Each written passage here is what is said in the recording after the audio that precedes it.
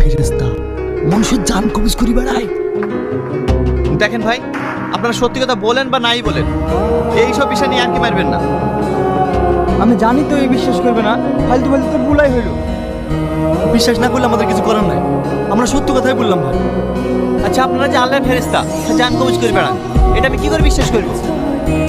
আমি জানি তোর বিশ্বাস হবে না, তোদের বাড়ির পাশে তোর একটা চাচা তো দাদু নাই, কাল সকাল 10টার সময় মারা যাবে, দেখে নিস।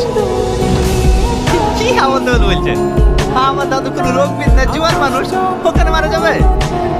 দেখো, বিশ্বাস করো না করো তোমার ব্যাপার। এই চল।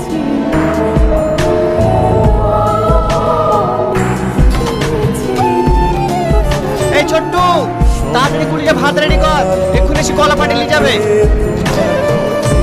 টনি, টনি, তুই মানুষ না জানার বলতা তোর মকসদে তো মারা গেছে, আর তুই হোটেল খুলে বসে আছিস।